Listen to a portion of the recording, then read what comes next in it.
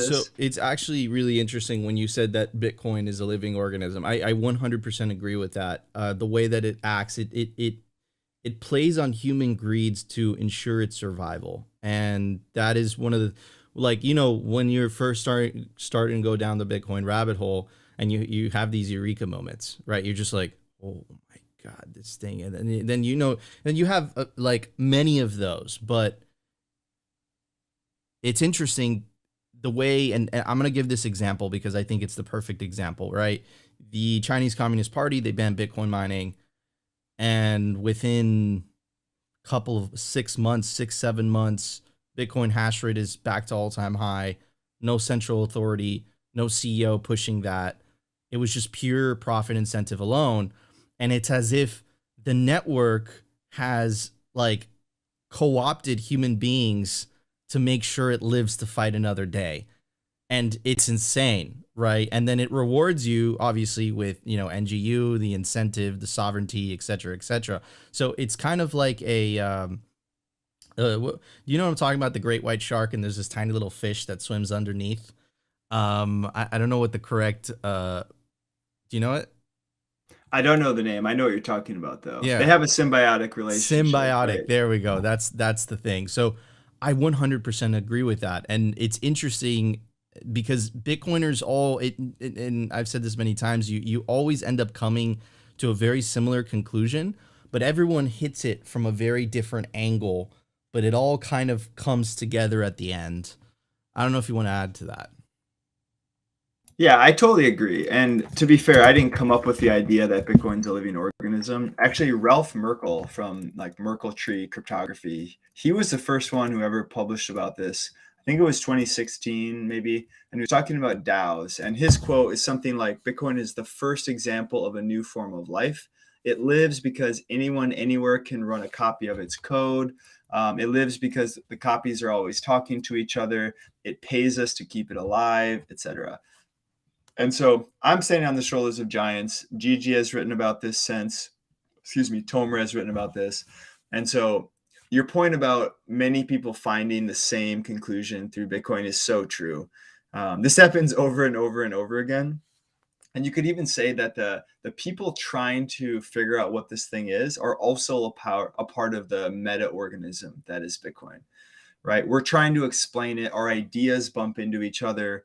I don't know where my ideas start and where yours pick up. And they seem to like travel through all of us trying to figure this thing out. And so I think that's an important part. And with regards to its architecture, I think the unique element I brought here is that I kind of view it as a decentralized network archetype. And this is the form that mycelium takes that we're describing with the trade underground, right? There's no central processing unit of mycelium. It's really more like millions of little different individuals that work together to form a network, right? And Bitcoin's the same way. We collectively run nodes. We gossip through the network. We route transactions. We communicate. Developers change the code. We update it on our nodes, right? And together, the sum of all those parts is actually what creates the network. And if you cut the mycelium network in half, you just have two networks now, right? You fork Bitcoin, there's two networks. There's no central part to reinforce that. And it also learns, right? From the mycelium example, let's say there's an underground attacker, some bacteria or some other fungus is starting to attack the network. Information travels through the network to specialized mushroom cells. I'm going to call them mushroom scientists, which pisses off the actual mycologists. But anyways, information travels through the network. The mushroom scientists literally create a new custom enzyme that's never been created before.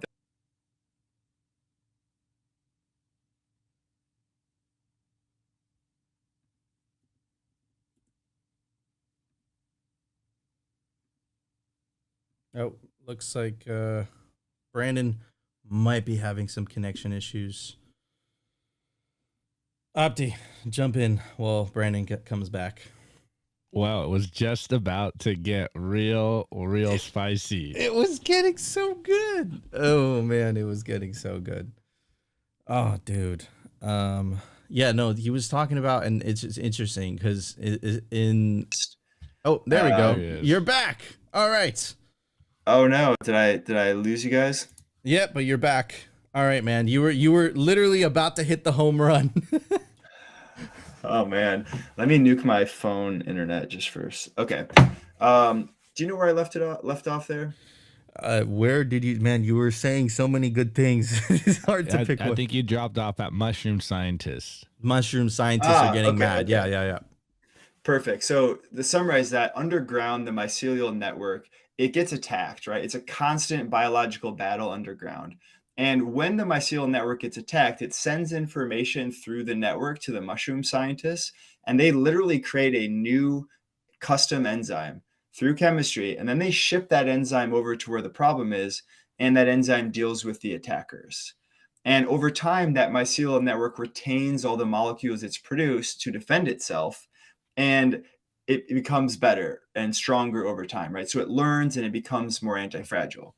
And that's also the reason, or like through that lens, it's easy to understand why fungi are the most well-adapted species on our planet. They've been around for billions of years. And the largest organism today is actually a mycelial network in Eastern Oregon from the honey mushroom.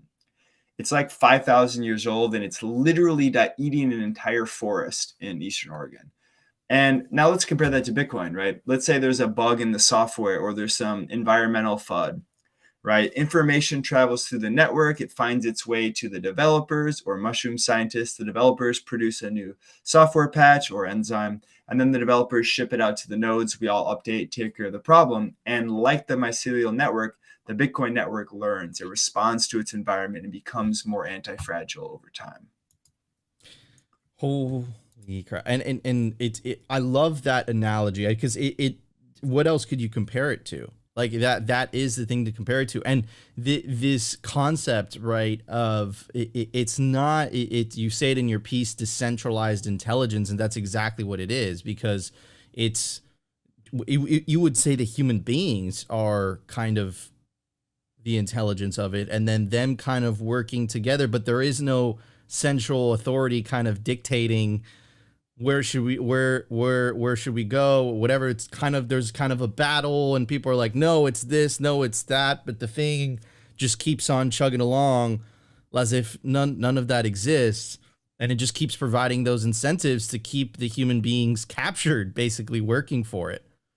Totally. And the only assumption we have to make here for this to be true is the fact that humans want to preserve themselves. Humans want to increase their position in life. Humans want to reproduce, right? Like the core biological desire that drives all life, that same desire, if that stays constant, then humans will have an incentive to keep Bitcoin going, right? And the more people that join the network, the stronger it is, the harder it is to change, and the longer we can assume it will live, because it turns out humans like money. We need money. It's super important, and we just so happen to have created the best money that humanity's ever seen. So I think the lifespan of Bitcoin would be measured in centuries, whereas previous monies, it's more on the order of decades.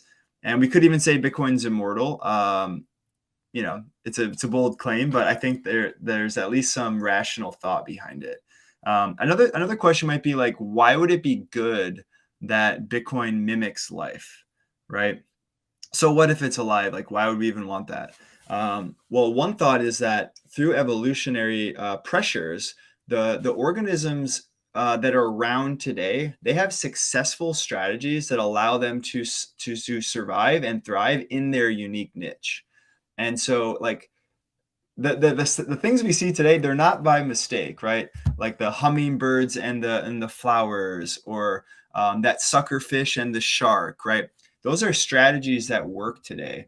And the fact that Bitcoin mimics the most successful evolutionary strategy we are aware of lends credibility to the idea that Bitcoin is going to be here for a long time, or that strategy is a good strategy.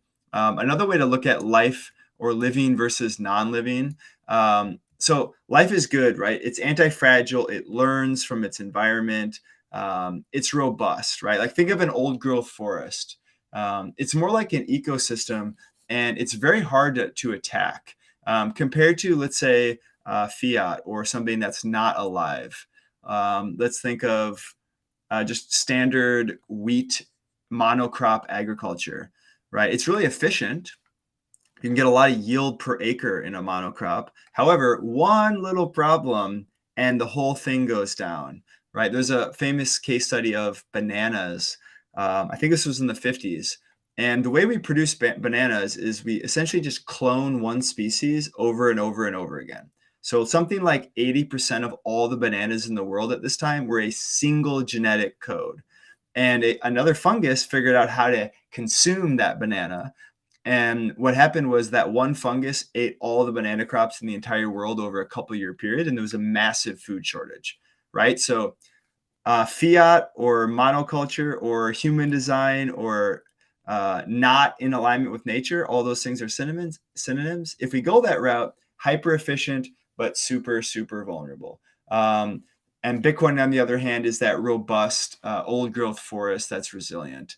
Obviously, the parallel with fiat's there too, right? We hyper engineer our economy. We try to play God and steer the ship with central banking, which fundamentally misunderstands the problem. The problem is that there's too much information. Markets are hyper complex, and we try to manage them like the big brains that we think we are.